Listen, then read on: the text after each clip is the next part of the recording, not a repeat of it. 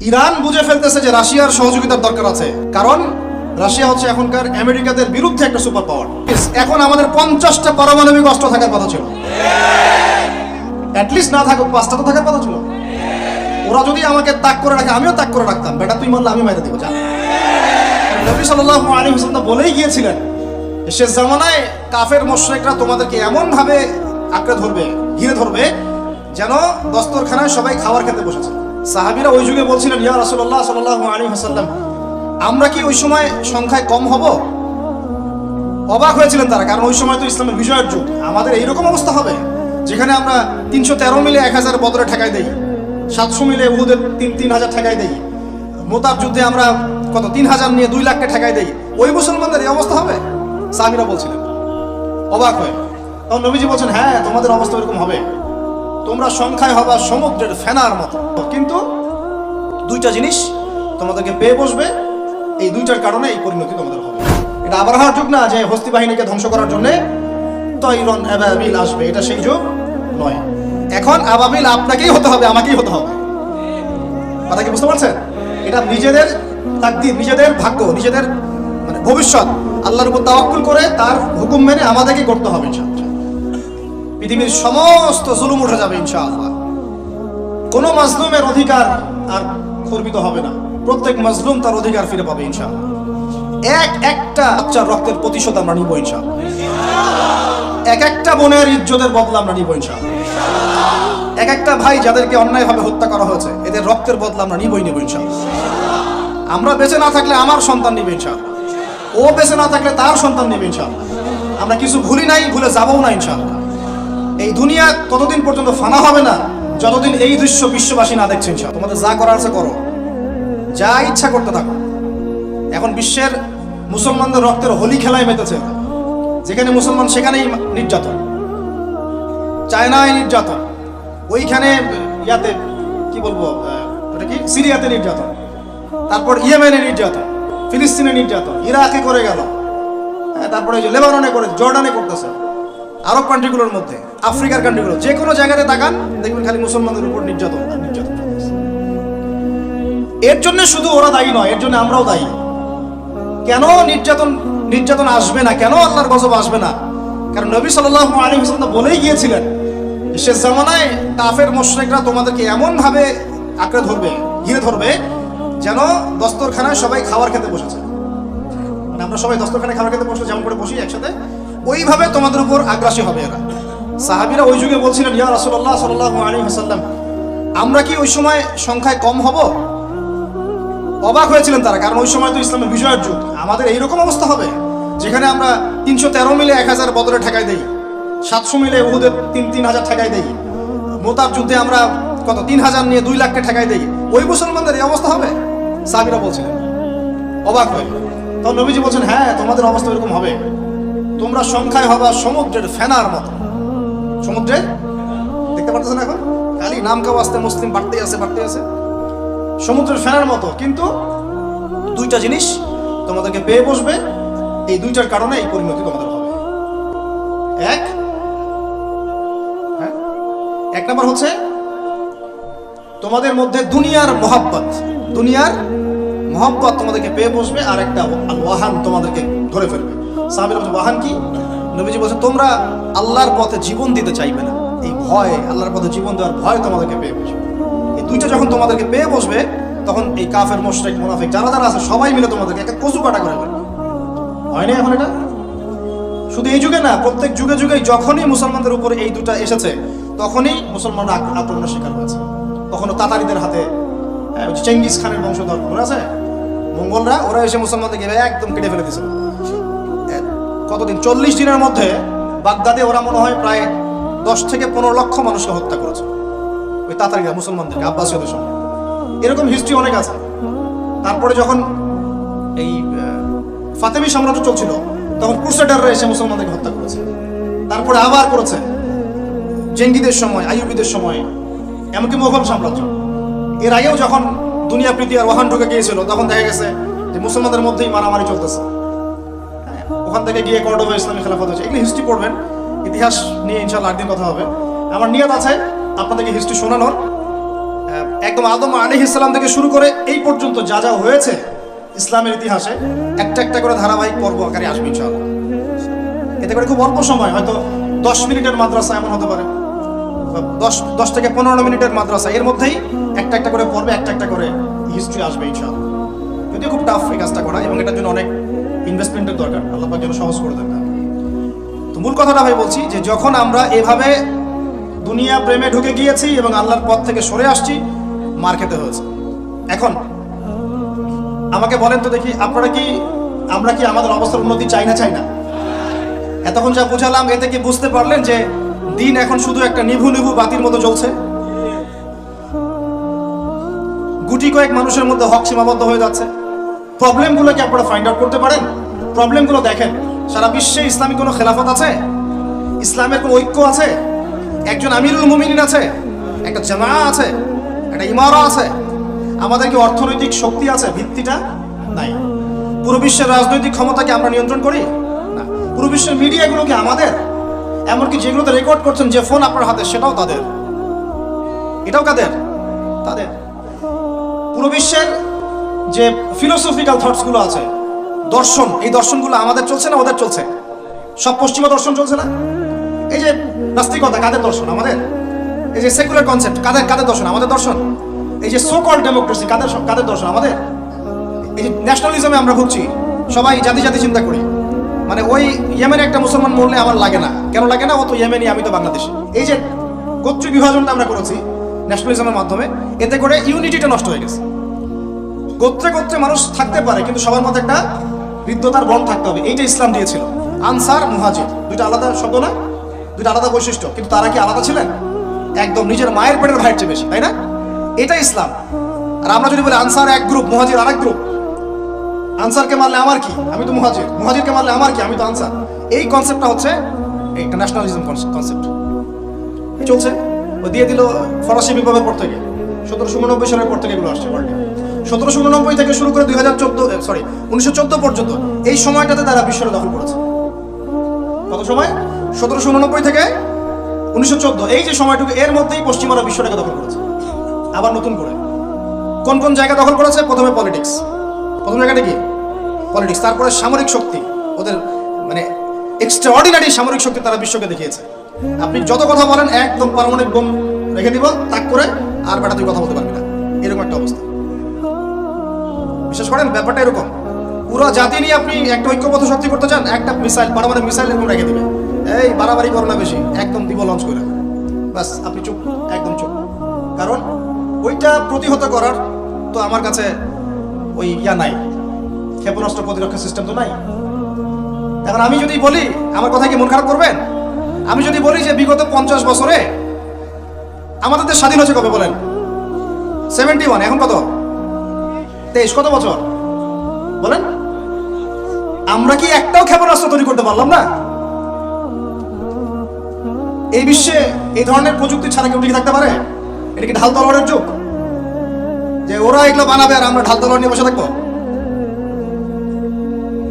কি করলাম আমরা বলেন? আপনারা তো রাগ করেন কথা বললে, রাগ না করে একটু ভালো করে মন দিয়ে শুনেন না, মন দিয়ে চিন্তা করেন না। কি করলাম আমরা এতদিনে? আমাদের 50টা ক্ষেপণাস্ত্র থাকার কথা ছিল, আমাদের 50টা পারমাণবিক অস্ত্র থাকার কথা ছিল। কিসের ভিত্তিতে আমরা লড়াই করব? কিসের ভিত্তিতে আমরা লড়াই করব? মিয়ানমার যদি আমাদেরকে কালকে চাপ দেওয়া শুরু করে, আমরা কিসের ভিত্তিতে লড়াই করব? কি নিয়ে লড়াই করব? এমনকি পুরো মুসলিম বিশ্বের বড় বড় পরাশক্তিগুলোর সাথে আমাদের সম্পর্ক কতটুকু ভালো? ইরান বুঝে ফেলতেছে যে রাশিয়ার সহযোগিতার দরকার আছে, কারণ রাশিয়া হচ্ছে এখনকার আমেরিকাদের বিরুদ্ধে একটা সুপার পাওয়ার, তাই না? অনেক কান্ট্রি এখন ওদের সাথে যুদ্ধ করতে গেলে রাশিয়ার সাথে বন্ডিং করে। এটা ওয়ার্ল্ড অ্যাফেয়ার্স। আমরা বিগত 50 বছরে কি করতে পারি না, ব্যর্থতার ইতিহাস রচনা করা যাবে। কি বলতেছেন আপনি? কি বলতে চান? এটা রচনা করা যাবে একটা ইতিহাস। পদে পদে দুর্নীতি করেছে, পদে পদে টাকা আত্মসাৎ হয়েছে, পদে পদে হক নষ্ট করা হয়েছে। এগুলো সব আমাদের সম্পদ ছিল, জনগণের ছিল। আমি কোনো পলিটিক্যাল পার্টি করি না, কখনো করিও নাই, আমার করারও কোনো শখ নাই। কিন্তু একজন জনগণ হিসেবে, সাধারণ জনগণ হিসেবে এই কথাগুলো বলছি। প্রত্যেক পদে পদে দুর্নীতি, টাকা আত্মসাৎ, সিস্টেম লস। কেন? একটা ছেলে যোগ্যতা আছে, চাকরি পাবে না কেন? ওই ছেলের যোগ্যতা আছে, কেন চাকরি পাবে না? আপনি আল্লাহর কাছে কি জবাব দিবেন? আপনারা বলেন, আপনারা আল্লাহর কাছে কি জবাব দিবেন? ওর যোগ্যতা আছে, কেন সে পেল না?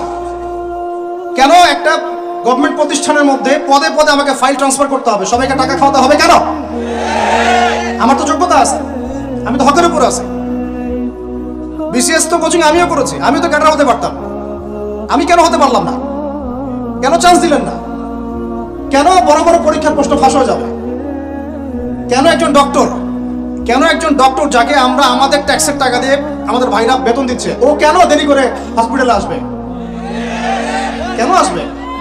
কে ব্যবস্থা নিবে এগুলোর এগেইনস্টে? আমরা ব্যবস্থা নিতে পারবো? আপনাকেই তো নিতে হবে। ওমর ইবনে খাত্তাবের মতো শাসক কে হবে? আপনাকে হতে হবে, আমরা তো হব না। আর আমাদের সেই যোগ্যতাও নাই, ইচ্ছাও নাই। আমরা দায়িত্ব নিতে চাই না, দায়িত্ব ছেড়ে দিতে চাই। ইসলাম কি বলে? দায়িত্ব নিতে বলে না ইসলাম বলে যে যোগ্যকে দায়িত্ব দিয়ে দাও। কোন সাহাবী দায়িত্ব নিজেকে চেয়ে নেন নাই কখনো, বলেছেন আমাকে দাও, দরকার নেই, তাকে দিয়ে দাও। আবু বকর সিদ্দিকের পর ওমর ইবনে খাত্তাব পর্যন্ত বলছিলেন আমাকে দিয়েন না, প্রয়োজন আলীকে দেন, উসমানকে দেন। উমরের মতো মানুষ এই কথা বলছেন। আর আমরা এখন কি করি ভাই? আমার চরিত্র সবচেয়ে ভালো, আমারে দেন, আমারে। খালি কিয়ামতটা হয়ে যাক, আল্লাহ পাক দাঁড় করাবেন সবগুলোকে সিরিয়ালে, দেখা যাবে কে কি জবাব দিতে পারে, দায়িত্ব কতটুকু বুঝাই দিতে পারে, এটা দেখা যাবে। কেন এটা হবে? আমার কথা রাগ করেন না প্লিজ। এখন আমাদের 50টা পারমাণবিক অস্ত্র থাকার কথা ছিল, অ্যাটলিস্ট না থাকুক 5টা তো থাকার কথা ছিল। ওরা যদি আমাকে তাক করে রাখে, আমিও তাক করে রাখতাম। বেটা তুই মারলে আমি মেরে দেবো, যা। উত্তর কোরিয়ার মতো একটা কান্ট্রি, আমার সাবজেক্টে এইগুলা, আমরা ইউনিভার্সিটিতে এগুলোই পড়েছি। ও একটা কান্ট্রি, কতটুকু কান্ট্রি জানেন? উত্তর কোরিয়া দক্ষিণ কোরিয়া একসময় মারামারি করতো, এই মারামারি লাগিয়ে দিয়েছিল পশ্চিমরা। পরে উত্তর কোরিয়ার প্রেসিডেন্ট ওই বলা থেকে বের হয়ে যায়, বলা থেকে বের হয়ে চায়নার সাথে বন্ডিং শুরু করে, রাশিয়ার সাথে বন্ডিং শুরু করে ওদের সাপোর্টে সে আস্তে আস্তে নিউক্লিয়ার ডিভাইসগুলো তৈরি করা শুরু করেছে। করার পরে এখন এই মাত্র বেশি না, 20 থেকে 25 বছরে ওরা এমন একটা জায়গায় চলে গেছে, খাইতে পারুক না পারুক পারমাণবিক বোমা একদম তাক করে রেখে দিয়েছে। পশ্চিমারা ওখানে নাক গলাতে পারে না, ও নাক গলাতে পারে আমার কাছে এসে, আমাকে বলে স্যাংশন দিবে, আমাকে বলে তোমাকে ভিসা নীতি বাতিল করে দিব, আমাকে বলতে পারে, ওকে বলতে পারবে না তো, কারণ ওর কাছে ওইরকম অস্ত্র আছে, দিবে একটা মায়েরা, যা বেটা। ওর পার্ল হারবার আছে সামনে জাপানের ওখানে। কারণ এটা এমন একটা বিষয় যে একটা যদি সে মারে আর এও তো একটা মারতে পারবে, একটা বোমা পড়লে পুরো জাতি একদম মুহূর্তের মধ্যে ছাই হয়ে যাবে। এই জন্য এটা যুদ্ধ এত সহজে কেউ যেতে যাবে না। এটা হচ্ছে একটা মনস্তাত্ত্বিক শক্তি যে আমার কাছে আছে, তুই মারলে কিন্তু আমি মারতে পারি। এই মনস্তাত্ত্বিক শক্তিটাই দরকার ছিল, এখন নাই। আর ভাই এগুলো আমাদেরও তো অনেক দোষ, সব কিছু তো আমরা মানুষের উপর চাপাই দিয়ে বসে থাকি। আমরা যখন অ্যানালাইসিস করতে বসি সবাই মনে হয় যে বিজ্ঞ পণ্ডিত, কিন্তু আপনি তো দায়িত্ব নিয়ে সামনে আসছেন না, আপনি তো পড়াশোনা করে উপরে আসছেন না, আপনি তো জ্ঞান অর্জন করে মানুষকে বোঝানোর চেষ্টা করছেন না। আমরা তো আমাদের দায়িত্ব পালন করছি না, করছি কি? আল্লাহ পাক আমাদের সবাইকে বিচক্ষণ হওয়ার তৌফিক দান করেন। কয়টা সায়েন্টিস্ট তৈরি হয়েছে আমাদের? বলেন, কয়টা সায়েন্টিস্ট তৈরি হয়েছে আমাদের জাতির মধ্যে? নাস্তিক তো ভুরি ভুরি তৈরি হচ্ছে। কয়টা সায়েন্টিস্ট তৈরি হয়েছে আমাদের ইউনিভার্সিটিগুলোর মধ্যে? কয়জন অর্থনীতিবিদ তৈরি হয়েছে ইউনিভার্সিটিগুলোর মধ্যে? আমিও তো পড়েছি ইউনিভার্সিটি। ছেলে মেয়ে একসাথে বসে গান গল্প করে, চীনা বাদাম খায়। কোনো সময় স্যার আর ছাত্রীর প্রেম হয়ে যায়। আমি বলছি না কিছুই হয় না, পড়াশোনা তো হয়, সিস্টেম তো অনেক সুন্দর, টাকা পয়সাও সরকারি অনেক খাচ্ছেন আপনারা। কিন্তু এখন কথা হচ্ছে গভর্নমেন্টের যে এত টাকা পয়সা খাচ্ছেন, রেজাল্টটা কি দিচ্ছেন? কি জাতীয় উপহার দিচ্ছেন আপনারা? কোন প্রজন্ম উপহার দিচ্ছেন? এগুলো কি গভর্নমেন্ট টাকা? আপনারা কি মনে করেন এই ট্যাক্সের টাকাকে কি মনে করেন? এগুলো মানুষের আমানত, রক্ত ঘাম করা পয়সা। আপনাকে বেতন দেওয়া হচ্ছে, আপনাকে ফ্ল্যাট দেওয়া হচ্ছে, আপনাকে গাড়ি দেওয়া হচ্ছে, ওগুলোর দিকে তো চোখ দেন না। আমরা একটু এক্স করোলা গাড়িতে চললেই একদম নজরদারির মতো চলে আসি। গাড়ি কোথেকে আসলো? আমার গাড়ির দাম তো 6 লাখ টাকা না 7 লাখ টাকা, আপনার গাড়ির দাম তো 50 লাখ টাকা। আর এইগুলো আমাদেরকে মানুষ ভালোবেসে হাতিয়ে দিয়েছে। আপনাকে ভালোবেসে না দিলে আমি কি করতে পারি? আমার কিছু করার আছে? মূল জায়গাগুলো তো আমরা দেখি না। সব সমস্যা ইসলামকে নিয়ে চুলকানি নাকি? খালি ইসলামকে নিয়ে চুলকানি হয়? মূল জায়গায় আসেন। আমি বলেছি, চ্যালেঞ্জ করেছি, একটা মাঠের মধ্যে আপনি সমস্ত সেকুলার মহলের টিচারদেরকে একত্রিত করেন, আপনি উদ্যোগ নিয়ে করেন দেখি, করে সবার কোরআন তেলাওয়াত টেস্ট করেন। আমি চ্যালেঞ্জ করতেছি 10% কোরআন তেলাওয়াত ঠিক থাকবে না। তাদের তাদের হাতে আপনি একটা জাতি করতেছেন, তাহলে শিক্ষা তো এই অবস্থা হবেই। বাংলা তো আপনাকে শিখাবে, আর কি শিখাবে? ইসলাম এবং জেনারেল শিক্ষা, ইসলামী শিক্ষা, এইটাকে সমন্বয় করাটা এখন সময়ের দাবি হয়ে গেছে। এই দুটাকে সমন্বয় না করতে পারলে আল্লাহর কসম এই জাতিকে বাঁচাতে পারবেন না আপনি। এখন টিকটক দেখতেছেন, সামনে কোন টক আসবে আল্লাহ ভালো জানে, আল্লাহ ভালো জানে। এখানে আপনার ঘরেও তো দেখবেন যে একটা অপদার্থ পয়দা হয়ে গেল। কত এরকম ছেলে তার বাবা মাকে বৃদ্ধাশ্রমে পাঠিয়ে দিল, সন্তানের হাতে মা খুন হলো। এই তো কয়েকদিন আগে এক পুলিশ অফিসার খুন হয়েছিল এক সন্তানের হাতে, মনে নাই আপনাদের এগুলা? তাহলে আমরাই তো আমাদের ঘরে সাপ তৈরি করতেছি। ভাববেন না যে এগুলোর ফলে শুধু সমাজে একটা প্রভাব বিস্তার হবে, আমার ঘরে কিছু হবে না, কখনো নয়। আমিও এফেক্টেড হব, আমার ঘরেও আসবে। এখন আল্লাহ রাব্বুল আলামিনের কাছে গেলে দোয়া করতে পারি আমরা, আল্লাহ পাক যেন আমাদেরকে এমন যোগ্য ব্যক্তি উপহার দেন আল্লাহর পক্ষ থেকে। যেই হোক সে X Y Z, however he is, আমরা কোনো দলের মানুষ না, কোনো পলিটিক্যাল পারসন না। এক্স ওয়াই জেড যে হোক না কেন, আমরা চাই সৎ, যোগ্য, ইমানদার মানুষ। সৎ, যোগ্য, ইমানদার মানুষ যারা তাদের এই ক্ষমতাটাকে, এই প্রতিভাটাকে দিনের জন্য কাজে লাগাবে ইনশাআল্লাহ। এরকম মানুষ চান না আপনারা? এটা দোয়া করতে হয়, আল্লাহ যেন কবুল করে না, আমিন। আর আমাদেরকেও হতে হবে আনুগত্যশীল, এবং আমরা শান্তিপূর্ণ কোনো পরিবেশের মধ্যে বিদ্রোহ করতে যাব না। কারণ এগুলো করলে রাষ্ট্রের আরো ক্ষতি হয়, উপকারের চেয়ে কি হয়, ক্ষতি বেশি হয়। আমরা দোয়া করব, চেষ্টা চালাবো, আল্লাহ রাব্বুল আলামিনের কাছে মুজাহাদা চালিয়ে যাব, এবং আমরা গঠনমূলক সমালোচনার মধ্য দিয়ে আমরা তাদের কাজের পজিটিভ নেগেটিভ বিষয়গুলো উপস্থাপন করতে পারি। এরপর যদি তারা দাওয়াত কবুল না করে, তাদের কবর তাদের, আপনার আমার কবর আমাদের, লাকুম দীনুকুম ওয়ালিয়া দীন। ব্যাস, এটা আমাদের দায়িত্ব। এখন আমার কথাটা আমি গুছিয়ে নিব, কনক্লুশনের দিকে একটু আমার দিকে মনোযোগ দেন। আর শেষে গিয়ে আমি আপনাদেরকে 5টা প্রশ্ন করবো। কয়টা ভাই? সেরা 5 জন, যে 5 জন অ্যান্সার দিতে পারবেন তাদের জন্য আমি হাদিয়া নিয়ে আসছি। 5টা বই আমি আমার পক্ষ থেকে উপহার দেবো ইনশাআল্লাহ। ঠিক আছে? এই যে লেকচারটা দিয়েছি এর উপরেই 5টা প্রশ্ন হবে ইনশাআল্লাহ। দেখবো কে কতটুকু লেকচার শুনেছেন। কনক্লুশনটা এখন শোনেন। পুরো বিশ্বের প্রেক্ষাপটটা এখন আমাদের অনুকূলে না। আমার সাথে বলেন তো কি বললাম? পুরো বিশ্বের প্রেক্ষাপটটা আমাদের অনুকূলে না। বিশ্বের বড় বড় সেক্টরগুলো মনে রাখবেন, বড় বড় সেক্টরগুলো হচ্ছে 1 রাজনীতি, 2 ভূ রাজনীতি, 3 অর্থনীতি, 4 সংস্কৃতি, 5 শিক্ষা এবং 6 প্রযুক্তি। কটা বললাম? 6। এই প্রতিটা বিষয়ে এখন আমরা নিয়ন্ত্রণ করি না, এটাই বাস্তব, এটাই সত্য। কারা নিয়ন্ত্রণ করে? ইসলামের দুশমনরা করে, ইসলামের দুশমনরা করে। তো এরা হচ্ছে এই বিষয়গুলো নিয়ন্ত্রণ করে, প্রতিটা বিষয়, প্রত্যেকটা বিষয়, ব্যাংকিং সিস্টেম থেকে শুরু করে পলিটিক্যাল অ্যাফেয়ার্স, এভরিথিং। আমাদের হাতে কিছু নাই, কিন্তু আমরা বললাম যে ফিউচারে ঈসা আলাইহিস সালাম আসবেন এবং এটা কায়েম করবেন। এই তো কনক্লুশন। তাহলে মাঝখানে যে সময়টা বাকি আছে, এই সময়টাতে কাদের হাতে বা কোন বৈশিষ্ট্য ধারণ করতে পারলে আমাদের হাতে এই বিষয়টা হবে? এই তো প্রশ্ন না? এই না বিষয়টা? লাস্ট 100 বছর থেকে ওরা এই মিশনে হাঁটতে হাঁটতে হাঁটতে মোটামুটি এখন 70-80 ভাগ জায়গায় কিন্তু দখল করে ফেলেছে, ফেলে নাই? ওইটা আরেকটা ইস্যু। এখন মূল কথায় আসেন। তাহলে আমরা ফিউচারটাও জানি, বর্তমানটাও বুঝতে পারছি। মাঝখানে একটা প্রজন্ম দরকার। আমরা যদি আল্লাহর কবুলিয়ত পাই, হয়তো আমরা যদি এই সময়টা পেয়ে যাই, যদি আমরা না পাই আমাদের ফিউচার জেনারেশন, যদি তারা না পায় তাদের ফিউচার জেনারেশন, এভাবে হয়তো চলতে থাকবে। কখন সেই প্রজন্ম আসবে আর কোন বৈশিষ্ট্য তাদের থাকবে, এর আগে আমি জাস্ট আপনাদেরকে 2টা আয়াত শোনাচ্ছি। 1, আল্লাহ পাক বলছেন ইন তানসুরুল্লাহ ইয়ানসুরকুম, সূরা মুহাম্মাদে আছে, তোমরা যদি আল্লাহকে সাহায্য করো আল্লাহ তোমাদেরকে সাহায্য করবে। আমার সাথে বলেন, তোমরা যদি আল্লাহকে সাহায্য করো আল্লাহ তোমাদেরকে সাহায্য করবে। মানে আল্লাহর কি সাহায্যের দরকার আছে? তোমরা আল্লাহকে সাহায্য করো বলতে, তোমরা যদি আল্লাহর দ্বীনকে সাহায্য করো, তোমরা যদি আল্লাহর দ্বীনকে সাহায্য করো, আল্লাহ তোমাদেরকে সাহায্য করবেন। ওয়া ইউসাব্বিত আকদামাকুম, তোমাদের পা আল্লাহ পাক শক্ত করে দিবেন ইনশাআল্লাহ। একটা। 2 নাম্বার, ইন্নাল্লাহা লা ইউগাইয়িরু মা বিকওমিন হাত্তা ইউগাইয়িরু মা বিআনফুসিহিম, আল্লাহ পাক কোনো কওমের, কোনো জাতির অবস্থা ততক্ষণ পর্যন্ত পরিবর্তন করেন না, সংশোধন করেন না, যতক্ষণ তারা নিজেরাই নিজেদের অবস্থা পরিবর্তনের চেষ্টা না করে। আয়াত তো পরিষ্কার।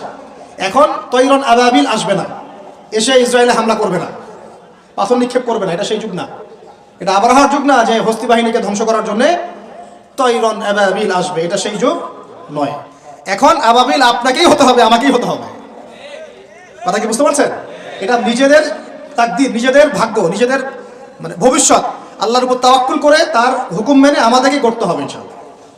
তাহলে কোন কোন বৈশিষ্ট্য লাগবে একটু খালি বলে শেষ করে দিই। 1, এমন প্রজন্ম চাই যেই প্রজন্ম 5 ওয়াক্ত নামাজ পড়ে। রাজি আছে কিনা ইনশাআল্লাহ? জোরে বলেন ইনশাআল্লাহ। আল্লাহ সাক্ষী থাকুন, আমিন। এমন প্রজন্ম চাই যেই প্রজন্মের প্রত্যেকটা মুসলিম পরিবারের 100% নামাজি মাশাআল্লাহ। এটা না হওয়া পর্যন্ত বড় বড় বয়ান করেও কোনো লাভ নেই। এক, ঠিক আছে ভাই, রাজি আছি তো ইনশাআল্লাহ?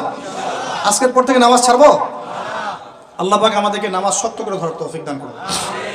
আর নামাজটা ভালো করে শিখে নেবেন, ধীর স্থিরভাবে পড়বেন, তাড়াহুড়া করবেন না, ঠিক আছে?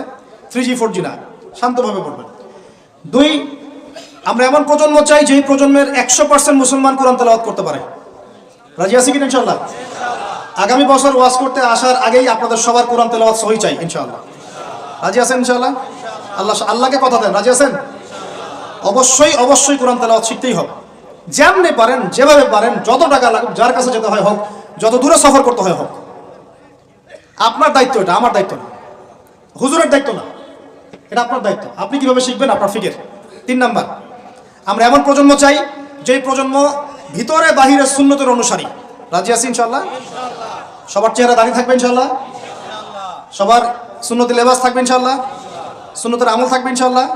সুন্নতের জিন্দেগি বই পাওয়া যায়, কিনবেন, প্রত্যেকটা কাজের সুন্নত দেখে নেবেন, ঠিক আছে ভাই? প্রত্যেকটা কাজের সুন্নত আমল করার চেষ্টা করবো, আল্লাহ পাক তৌফিক দান করুন, আমিন। শেষ করে দিচ্ছি, মনোযোগ ধরে রাখেন, আর 5 মিনিট। 4 নাম্বার, এমন প্রজন্ম চাই যেই প্রজন্ম কোশ্চিনকালেও হারাম খাবে না। রাজি আছি ইনশাআল্লাহ? হারাম খাবো? সুদ খাবো? ঘুষ খাবো? দুর্নীতি করব? মানুষের সম্পদ আত্মসাৎ করব? অন্যায়ভাবে আমরা মানুষকে ঠকাবো? আল্লাহ পাক আমাদেরকে বোঝার তৌফিক দান করুন, আমিন। 5, এমন পরিবার চাই যেই পরিবার হবে পুরোপুরি ইসলামিক পরিবার। রাজি আছেন ইনশাআল্লাহ? আল্লাহ কবুল করুন, আমিন। এই জায়গাতে গিয়ে আপনাদেরকে একটা নসিহত করি যুবকদেরকে, বেশিরভাগই তো অবিবাহিত নাকি? কি দুঃখ, কি কষ্ট। একটা কাজ করবেন, আগে একটা ছোটখাটো হালাল রিজিকের ব্যবস্থা করবেন, তারপরে বিয়ে শাদী। হালাল রিজিকের ব্যবস্থা না কইরা বিয়ে শাদী করতে যায় না, নিজের মান সম্মান গায়রত বলে কিছু থাকবে না, ঠিক আছে ভাই? আরো যে বলছি, ভুলেও বেদিন কোনো মেয়েকে বিয়ে করতে যায় না। দিনদার মেয়ে খুঁজবেন, আর দিনদার মেয়ে তো বাইরে সার্টিফিকেট লেবাস দেখে বোঝা যাবে না আসলে। এটা আপনাকে খোঁজখবর নিতে হবে, দেখতে হবে তার পরিবার কেমন, ব্যাকগ্রাউন্ড কেমন, মা কেমন, ইত্যাদি ইত্যাদি, তার কোয়ালিফিকেশন কেমন, এবং পাত্রী দেখেও নেবেন। পাশাপাশি আল্লাহর কাছে দোয়া করতে হবে বেশি করে। কি করতে হবে? স্ত্রী খাদিজার মতো হতে পারে, আবার নূহ আলাইহিস সালামের স্ত্রীর মতো হতে পারে। বুঝেন পার্থক্য? বোঝেন? খাদিজা রাদিয়াল্লাহু আনহা মানে কি? এমন একজন মহিয়সী নারী যে একজন মহাপুরুষের পিছনে সাপোর্ট দিচ্ছেন। সুবহানাল্লাহ, কি সাপোর্টটা দিয়েছেন, দেন নাই নবী সাল্লাল্লাহু আলাইহি ওয়াসাল্লামকে পুরো নবুয়তের জীবনে? এটাও হতে পারে তাকদিরে। আবার নূহ আলাইহিস সালামের স্ত্রী, মনে আছে? লূত আলাইহিস সালামের স্ত্রী, তারা দুজন নবী, তারা দুজন জান্নাতি, তাদের স্ত্রীরা হবে জাহান্নামী। বলেন নাউজুবিল্লাহ। তো এই জন্য তাকদির কার হাতে? বাস আল্লাহর কাছেই বারবার ইস্তেখারা করে করে করে চেয়ে নিতে হবে, আল্লাহ আমাকে এমন একজন নেককার স্ত্রী দান করুন যিনি আমাকে আপনার পথে চলতে সাপোর্টিং হ্যান্ড হবে, আমাকে পিছন থেকে বুস্ট আপ করবে ইনশাআল্লাহ। আচ্ছা, ইনশাআল্লাহ ফ্যামিলি নিয়ে বিয়ে শাদী নিয়ে আরেকদিন ওয়াজ হবে ইনশাআল্লাহ। 5, কয়টা বলছি ভাই? 5টা না 6টা? 5টা। 6 নাম্বার, যে বাচ্চা কাচ্চা আছে আমাদের, ভাই বোন, ছোট ছোট বাচ্চা কাচ্চা যেগুলো, এক একজনকে এক একজন মর্দে মুজাহিদ হিসেবে তৈরি করবে। রাজি আছেন ইনশাআল্লাহ? তাহলে ওদেরকে আমরা পড়াশোনা করাবো কি পড়াশোনা করাবো? হ্যাঁ, কি পড়াবেন? হামটি ডামটি নাকি Jack and Jill went up the hill, twinkle twinkle, কি পড়াবেন? কচি মাথাটাকে তো সময় নষ্ট করে ফেলতেছেন। বাচ্চা কাচ্চাদেরকে ইসলামিক মূল্যবোধ দিয়ে বড় করেন। প্লিজ ভাই বসেন একটু, এগুলো করেন না, শেষ করতে দেন, পরিবেশটা বজায় রাখেন। আর 4টা পয়েন্ট, কয়টা? 6টা বলছি না? 7 নাম্বার হচ্ছে, আল্লাহ পাক আমাদেরকে প্রতিভা দিয়েছেন না সবাইকে? কেউ লিখতে পারে, কেউ বলতে পারে, কেউ ব্যবসা ভালো বোঝে, কেউ ইন্টারনেট সেকশন ভালো বোঝে, এরকম আছে না? আল্লাহ পাক আপনাকে যা দিয়েছেন ওইটাকেই দিনের জন্য কাজে লাগাবেন। রাজি আছেন?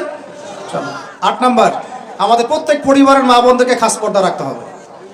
নাস্তিকরা কি বলে বলুক, সেগুলোরা কি বলে বলুক, ইউনিভার্সিটির টিচার কি বলে বলুক, নেকাব খুলতে বাধ্য করে কি করে করুক, আপনি আপনার পরিবারকে পর্দা রাখবেন। যদি ওদিকে দেখেন যে কোনোভাবেই কাজ হচ্ছে না, ওই জগৎ ছেড়ে দিয়ে বাসায় চলে আসা, দরকার নেই পড়াশোনা। আমি আমার মেয়েকে মাদ্রাসায় পড়াবো, দরকার নেই আমার ওই পড়াশোনা, ঠিক আছে? প্রয়োজনে নিজে প্রতিষ্ঠান করে আপনার সন্তানকে পড়াবেন। আপনার সামর্থ্য আছে, নিজে প্রতিষ্ঠান করেন, করে সন্তানকে পড়াশোনা করেন ইনশাআল্লাহ। আগে কি প্রতিষ্ঠান ছিল নাকি যে যুগটা সোনালী যুগ, ওই যুগে কোনো শিক্ষা প্রতিষ্ঠানই ছিল না। মানুষ ওস্তাদের কাছে ম্যান টু ম্যান পড়তো। একজনের কাছে কোরআন, একজনের কাছে হাদিস, একজনের কাছে উসুল, একজনের কাছে আরবি, এভাবে পড়তো মানুষ। ওরা মানুষ হয় নাই? তো এখন পরিবেশ গড়ে তোলার ফিকির করব, যদি না পারি আমার সন্তানকে আমি ইসলামিক লাইনে পড়াবো ইনশাআল্লাহ। সামর্থ্য থাকলে নতুন নতুন প্রতিষ্ঠান গড়ে তুলবো ইনশাআল্লাহ। এই ওয়াজ করে আমার কোনো লাভ নাই। তৌফিক দান করুন। সাহাবীদের যুগে, যেই যুগে মুসলমানরা বিশ্বকে শাসন করেছিল, ওই যুগে একটা ঘর ছিল না যেই ঘরে এমন একজন মানুষ ছিল যে কোরআন তেলাওয়াত করতে পারতো না। একটা বাড়ি দেখাতে পারবেন না যে বাড়ির মধ্যে এমন কোনো মানুষ আছে যে কোরআন তেলাওয়াত করতে পারে না। পারবেন? সাহাবীদের যুগে একজন সাহাবী দেখাতে পারবেন যে কোরআন তেলাওয়াত করতে পারতেন না? সাহাবীদের যুগে আপনি এমন একটা ঘর দেখাতে পারবেন যেখানে হাফেজে কোরআন নাই? সাহাবীদের যুগে আপনি দেখান, আমাকে দেখান, একটা বাড়ি দেখান যেখানে দ্বীনি ইলমের গভীরতা নাই এমন মানুষ আছে? পাবেন? ওই যুগে আমরা বিশ্বকে শাসন করেছিলাম। আর এখন ওই যে বললাম, যদি বলি কোরআনের জন্য কে কে জীবন দিতে চান, সবাই হাত উঠাবে। এমনকি যদি অতি উৎসাহে কাউকে বলা হয় রাস্তায় নামতে হবে, দেখবেন রাস্তায় নেমে যাবে। বুঝুক আর নাই বুঝুক, কিসের জন্য নামছে সে জানে না, অত কিছু বুঝে না, আবেগ।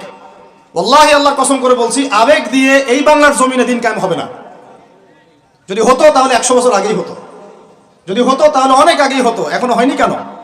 আর হয়নি যে, এটা কি আপনারা বুঝেন? আমি এখানে কি করছি? দিনের দাওয়াত দিচ্ছি। কি করছি ভাই? দাওয়াত তো ঠিক বলা যাবে না, এটা হচ্ছে ইসলাহি কথা, ইসলাহি মজলিস। দাওয়াত মানুষ দেয় অমুসলিমদেরকে, অমুসলিমদেরকে ইসলামের দাওয়াত দেওয়া হয়। আপনারা সবাই মুসলিম, আপনাদেরকে দাওয়াত দেওয়ার কিছু আছে? কালিমা লা ইলাহা ইল্লাল্লাহ আপনারা তো সবাই বুঝেন, হয়তো বুঝেও শিরক করতে পারেন, এটা আলাদা বিষয়। অনেকে কালিমা পড়ে ঠিকই কিন্তু শিরক করে, আকীদার মধ্যে শিরক থাকে, আমলের শিরক থাকে, কথায় শিরক থাকে। কিন্তু বেসিক্যালি আমরা তো সবাই মুসলিম পরিবার থেকে আসি নাই? মাশাআল্লাহ। তো আপনাদেরকে আমি ইসলাহের জন্য কথা বলতে পারি, ইসলাহি কথা। মূল কথা হচ্ছে, আমি আপনাদেরকে ইসলাহ সংশোধনের কথা বলছি। আমি এখানে দিন কায়েম করতে পারবো না, সেই অথরিটি, সেই সভরেন্টি আমার কাছে নাই। কি নাই? সেই অথরিটি, সভরেন্টি আমার কাছে নাই। এই এলাকায় যদি কেউ মদ পান করে, আপনি কি তাকে 40টা বেত্রাঘাত করতে পারবেন? আপনি কেন, যিনি এখানকার দায়িত্বশীল তিনিও পারবেন না। পারবেন? খোলামেলা কথা বলেন, পারবে? একজন যদি চুরি করে, ওই যে মসজিদে শীতকালে চোর বেড়ে যায় না, এখন চুরি তো বেড়ে গেছে, আপনারা বুঝেন না? চুরি বেড়েছে সমাজেও, চুরি বেড়েছে অর্থনীতিতে, চুরি বেড়েছে দায়িত্বে। মানুষ দায়িত্বে চুরি করে, অর্থনীতির মধ্যে চুরি করে, মানুষ আমানতের খেয়ানত করে। এটাই তো এই যুগ। প্রত্যেকটা জায়গায় খেয়ানত, প্রতিটা জায়গাতে খেয়ানত। কোত্থেকে শুরু করব? মনে করেন আমি গিয়েছি বাজারে, আপনি গিয়েছেন বাজারে, ওই যে বাজারে পণ্য কিনছেন, সবজি, মাছ, মাংস, ওর মধ্যেও চুরি আছে। ওখানে পেস্টিসাইড মিশিয়েছে, প্রতারণা। মাপে কম দিচ্ছে, প্রতারণা। ফের দিয়ে দিচ্ছে, চুরি। এগুলো কি বলেন? সোজা কথা, এগুলো কি? চুরি, প্রতারণা। তো এবার এ যে প্রতারণা করে যে টাকাগুলো আমার কাছ থেকে নিল, ওই টাকা আবার অন্যায়ভাবে আর এক দল চাঁদাবাজ এসে নিয়ে গেল। জালেমের উপর জুলুম, জালেমের উপর জুলুম।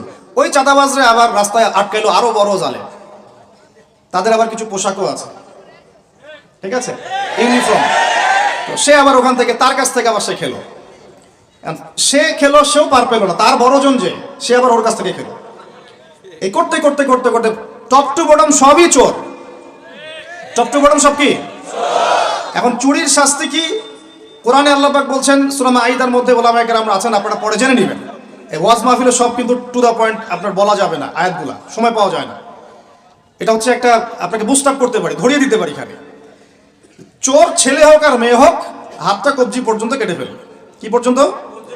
এটা আমি জাস্ট আপনাকে বলতে পারবো। এখন কোরআনে আছে, হাদিসে আছে, আমি খেলে আপনাকে বলতে পারবো, আপনি শুনলেন, এতটুকুই।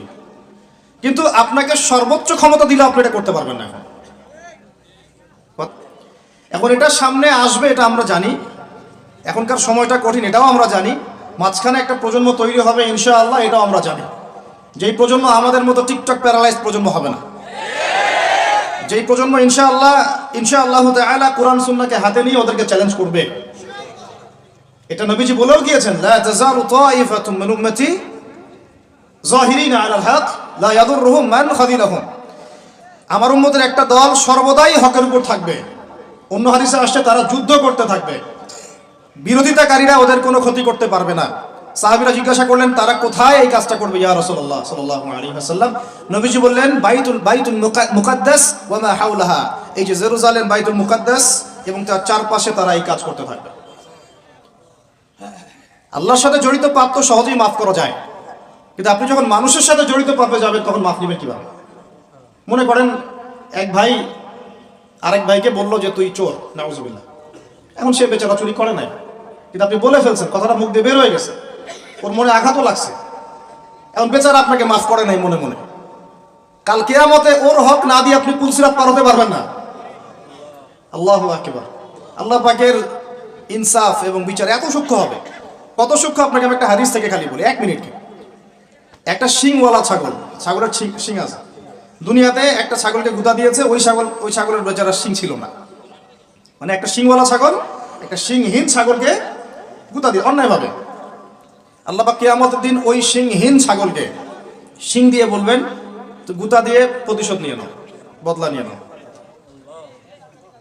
তাহলে বলেন তো আমরা আসলে জান্নাতের পথে হাঁটতেছি সত্যি সত্যি কি? নামাজ রোজা হজ যাকাত তো চলছে, ঠিক আছে বুঝলাম, তো মানুষের সাথে জড়িত হক কিভাবে মিটাবেন কিভাবে? এই যে একটা পণ্যের ভেজাল দিলেন, ওই যে কি বলে ওটাকে, কি মিশাই জানি, ফরমালিন। হ্যাঁ, ফরমালিন। এই যে মিশাই ব্যবসা করলেন, এই যে কতগুলো মানুষ ক্ষতিগ্রস্ত হলো। ধরেন যে লাখ লাখ মানুষ খেয়েছে, বেচারার পেটে সমস্যা হয়ে গেল। আর আপনি কিভাবে পার পাবেন কিয়ামতের মাঠে? আমাকে বুঝান। মাপে আপনি কম দিলেন, ঠকালেন বেচারাকে, ওর হক ছিল, পার পাবেন কিভাবে? বেচারা ও কিছু করে নাই, অযথাই তাকে অপবাদ দিলেন এবং সারা দেশের সামনে ধুয়ে রেখে দিলেন অন্যায়ভাবে। এখন আপনি পার পাবেন কিভাবে? এই জিনিসগুলো আমরা ভাবি না, আমরা মনে করি নামাজ পড়েছি বা সব পার।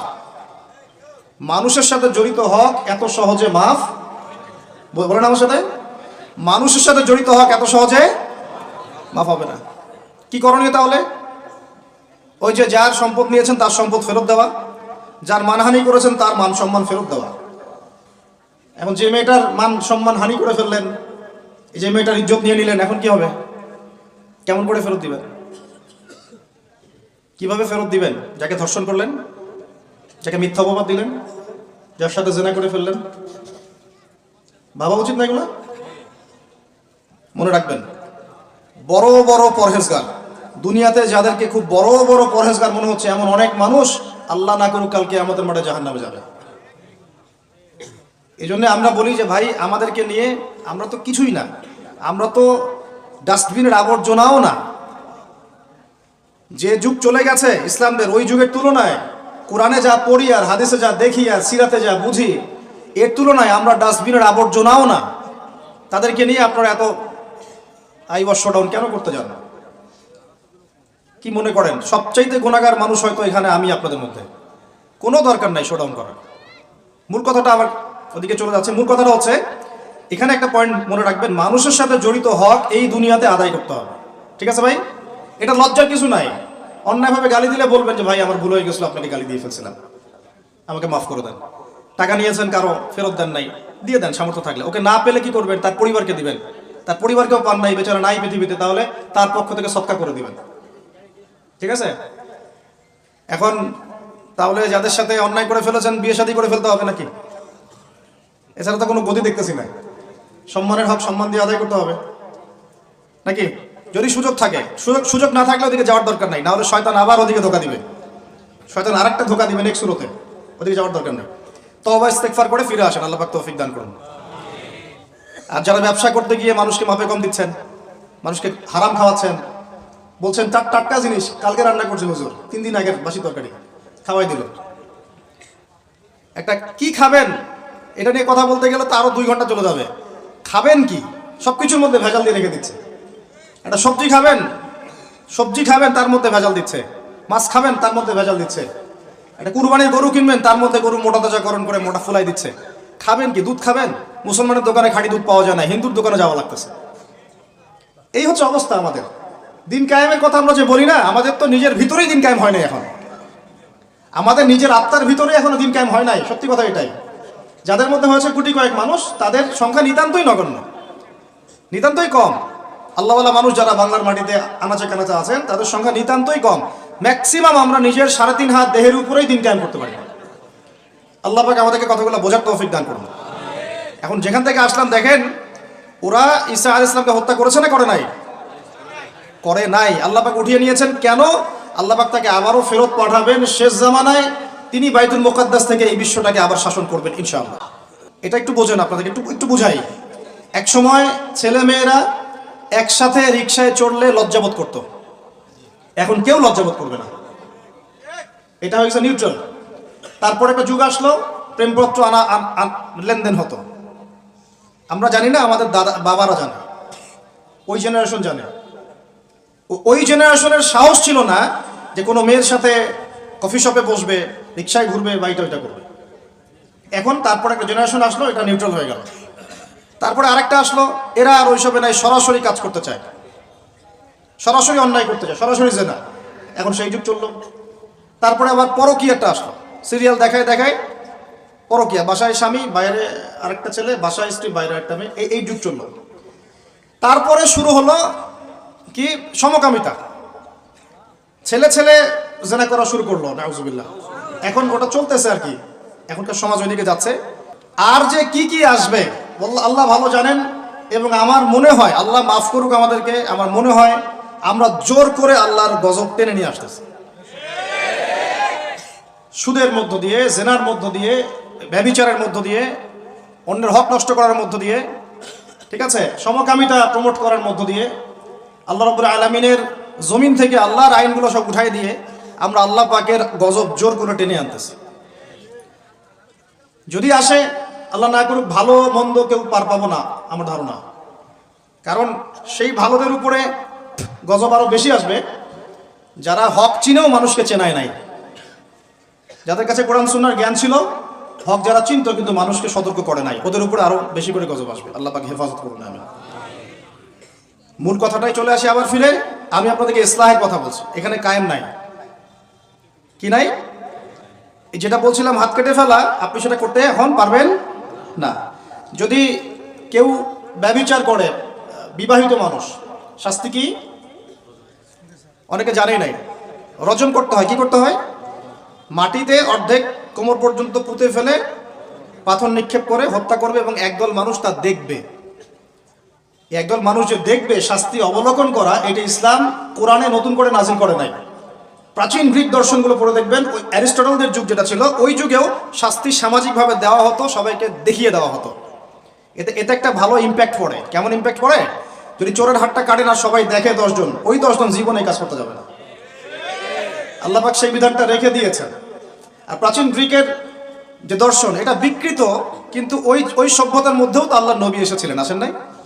এমন কোন সভ্যতা নাই যার মধ্যে আল্লাহ পাক নবী পাঠান নাই। তাহলে এই হিন্দু ভাইরা নিঃসন্দেহে তাদের কাছেও কোনো না কোনো নবী আসছিল, তাদের শিক্ষা থেকে তারা হয়তো বের হয়ে গেছে।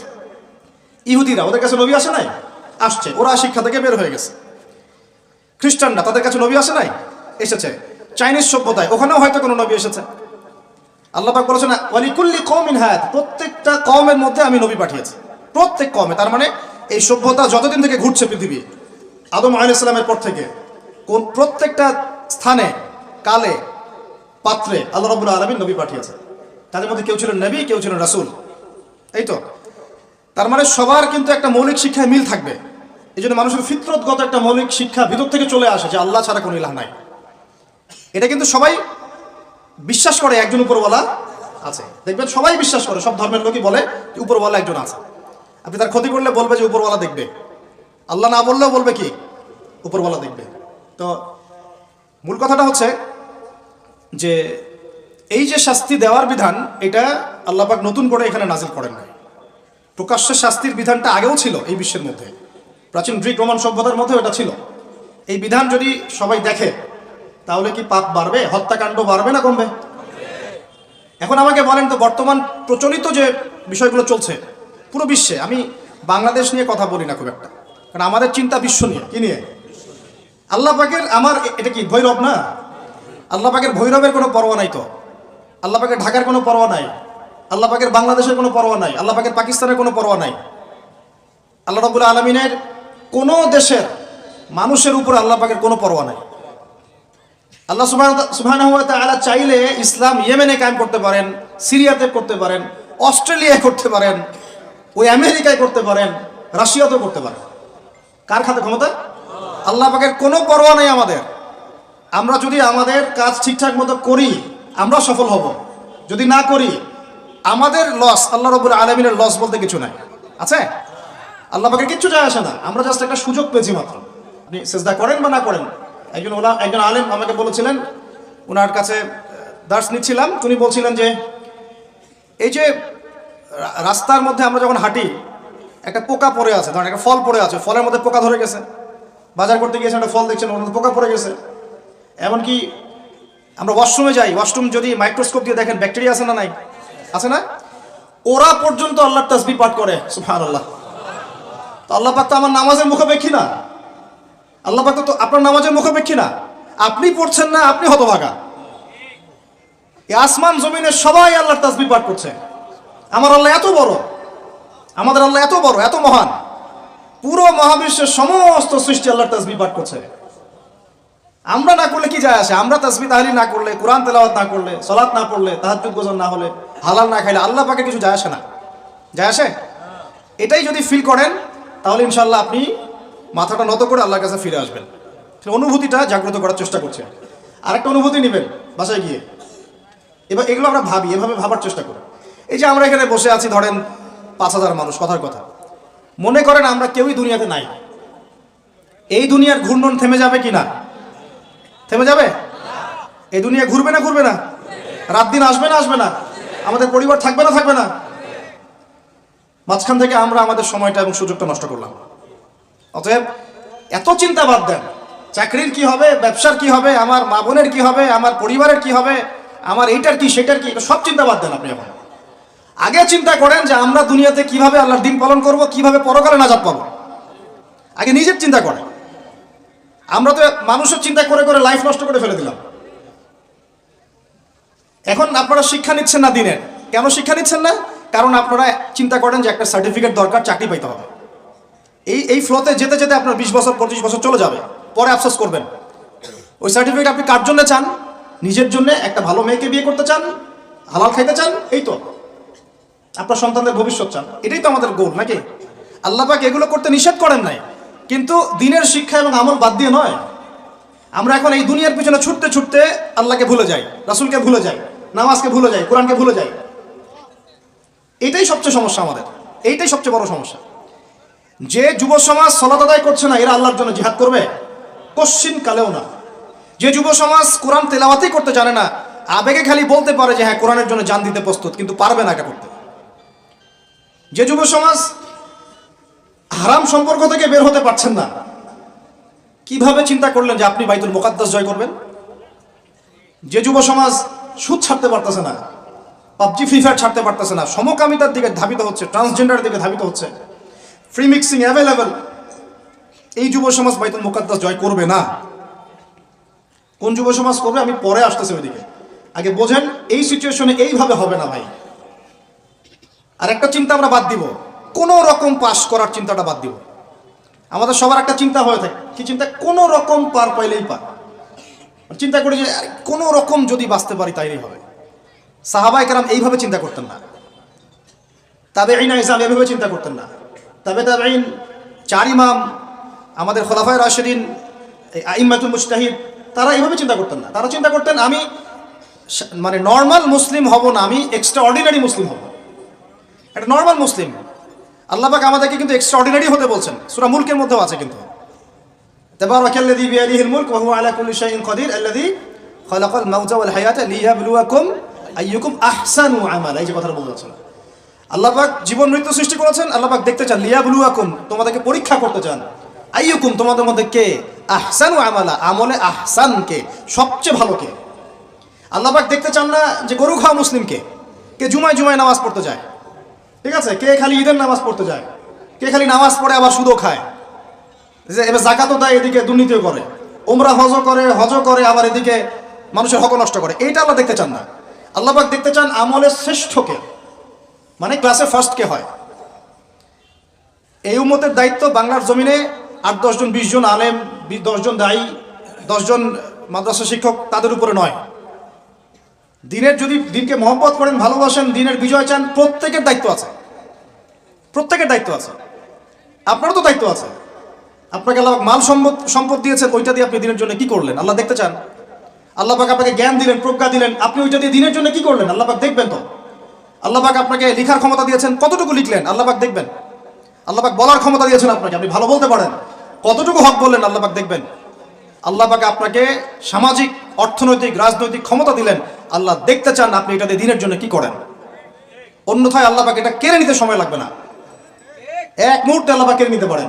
পৃথিবীতে নমরুদের নামও কেউ স্মরণ করে না, এখন ফেরাউনের নামও কেউ স্মরণ করে না। স্মরণ করলেও নেগেটিভলি স্মরণ করে, অভিশাপের সাথে স্মরণ করে, তাই না? প্রশংসার সাথে স্মরণ করে না।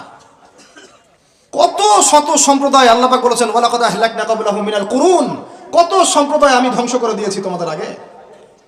কত সম্প্রদায় ছিল, লক্ষ লক্ষ কোটি কোটি সম্প্রদায়কে আমি ধ্বংস করে দিয়েছি তোমাদের আগে। নাই, তাদের শব্দও কি তোমরা শুনতে পাও? শব্দও শুনতে পাও না। তারা চিৎকার করছে বারজাকের জগতে আযাব থেকে বাঁচার জন্য, আমরা শুনতেও পাই না। তারা বলছে একটা কি জানি, রব্বানা আবসারনা ওয়া সামি'না ফারজি'না না'মাল সালিহান ইন্না মুকিনুন। তারাই কথা বলছে এখন, রব্বানা, হে আমাদের রব, আবসারনা, আমরা দেখেছি, মানে পরকাল আমরা দেখা হয়ে গেছে, এখন আমরা দেখেছি। কোন চোখ দিয়ে? দুই চোখ দিয়ে দেখেছি আমরা। ওয়া সামি'না, শুনলাম, মানে যা আপনি বলেছেন আমরা শুনেছি, এখন শুনেছি, দেখেছি। ফারজি'না, আমাদেরকে একটু কাইন্ডলি ফিরাই দেন দুনিয়াতে। না'মাল সালিহান, ওই যে বলছি আমল সালেহ করে আবার ফিরে আসবো। ইন্না মুকিনুন, আমাদের ইয়াকিন হয়ে গেছে। কে বলছে এরা? যত কম পৃথিবীতে ধ্বংস হয়েছে আল্লাহর আযাবে, গজবে, আল্লাহ বিরোধিতায়, তারাই কথা বলছে। তাহলে কিসের বড়াই? বড়াইয়ের অহংকারের জায়গা আছে? মানুষের অহংকার শোভা পায়? মানুষের মতো ক্ষুদ্র তুচ্ছ সৃষ্টির অহংকার শোভা পায়? 2 দিন পাতলা পায়খানা দিলে বাস শেষ মানুষ, একটা ডেঙ্গু জ্বর দিলেই শেষ। এই যে ঢাকার শহর বস্তুবাদী হয়ে যাচ্ছেন দিন দিন, পুরো পশ্চিমা আদলে এক ঝাঁকুনিতে 50 লাখ মানুষ মরতে পারে, এক ঝাঁকুনিতে, খালি 5, 6, 7 মাত্রার। মানুষকে আল্লাহ পাক ছোট্ট একটা ক্যান্সারের ভাইরাস দিয়ে শেষ করে ফেলতে পারেন, সামান্য একটা মহামারীর বাতাস দিয়ে লাখ লাখ মানুষকে মারতে পারেন। মানুষের অহংকার শোভা পায়? কোন মানুষ নামাজ পড়ে না চিন্তা করেছেন? যে মানুষের হৃদস্পন্দন, শ্বাস আল্লাহ নিয়ন্ত্রণ করছেন, একটু শ্বাসকষ্ট হলেই হাসপাস উড়ে যায়। বড় একজন আলেম তেলাওয়াত করছেন, কোরআন তেলাওয়াত, নামাজে আমরা পিছনে নামাজ পড়ছি, শ্বাসকষ্টের কারণে তেলাওয়াতের পুরো আয়াতটা তেলাওয়াত করতে পারেন না, থেমে থেমে তেলাওয়াত করতে হয়। তখন আমার মনের মধ্যে চিন্তা আসলো, সুবহানাল্লাহ, এত বড় আলেম, আল্লাহ পাক তাকে এভাবে শ্বাসকষ্ট দিয়ে পরীক্ষা করছেন, অথচ আল্লাহ পাক আমাকে এখান থেকে মুক্ত রাখছেন, আমি তো তার মতো তেলাওয়াতও করি না। কত মানুষ পঙ্গু হয়ে পড়ে আছে, ওই অবস্থায় আল্লাহর ইবাদত করতেছে। কত মানুষের চোখ নাই, হাফেজে কোরআন হয়ে বসে আছে, মুফতি হয়ে বসে আছে, আছে না? তাই নেয়ামতের কথা স্মরণ করেন, আল্লাহ পাকের নেয়ামতগুলো স্মরণ করেন, বোঝার চেষ্টা করেন। আল্লাহ পাক সূরা দুহা এটাই বলছেন, সূরা দুহার শেষে আল্লাহ পাক এটা বলছেন, আলাম ইয়াজিদকা ইয়াতীমান ফাআওয়া, তোমাকে আমি ইতিম অবস্থায় পাই নাই, আশ্রয় কি দেইনি?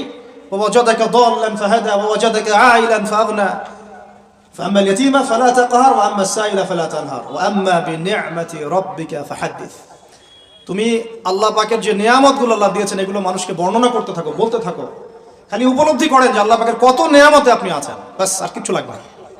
আর আপনি আমি না থাকলে দুনিয়া থেমে থাকতো না, সব চলতো। তাহলে কিসের জন্য, কাদের জন্য আমরা এই হায়াত এবং সময়, রুজি, এনার্জি, যৌবন নষ্ট করছি? ভাই আমাকে বলেন, কাদের জন্য করছেন? যে আল্লাহর হাতে আপনার প্রাণ, একটু প্রেশার আপ ডাউন করলেই শেষ, একটু শ্বাসকষ্ট হলেই শেষ, একটু মহামারী দিলেই মাস শেষ। সেই মানুষ নামাজ পড়ে না, সেই মানুষ যাকাত দেয় না, সেই মানুষ বলছে যে পর্দা এই যুগে চলে না, ওই যুগে চলতো। সেই মানুষ মুসলমানদেরকে বলছে এরা এখন মৌলবাদী হয়ে যাচ্ছে। সেই মানুষের সারাদিন কাজ প্রোপাগান্ডা হচ্ছে, ইসলামের বিরুদ্ধাচরণ করা, প্রিন্ট মিডিয়া দিয়ে, ইলেকট্রনিক মিডিয়া দিয়ে, ইত্যাদি ইত্যাদি।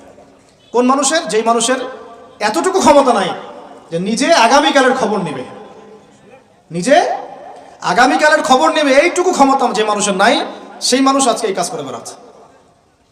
আল্লাহ পাক আমাদের সঙ্গে কথাগুলো বোঝার তৌফিক দান করেন। আল্লাহ পাক সর্বপ্রথম আমাকে জানা অনুযায়ী আমল করার তৌফিক দান করেন, যা বলি তার উপর আমল করার তৌফিক দান করেন, এবং আপনাদের সবাইকে শোনা অনুযায়ী আমল করার তৌফিক দান করেন। আমি বলছিলাম কায়েম আর দাওয়া এক জিনিস নয়। আমি দাওয়া দিচ্ছি, ইসলাহের কথা বলছি, তো দাওয়াতের ক্ষেত্রে এই বিষয়গুলো খেয়াল রাখবেন।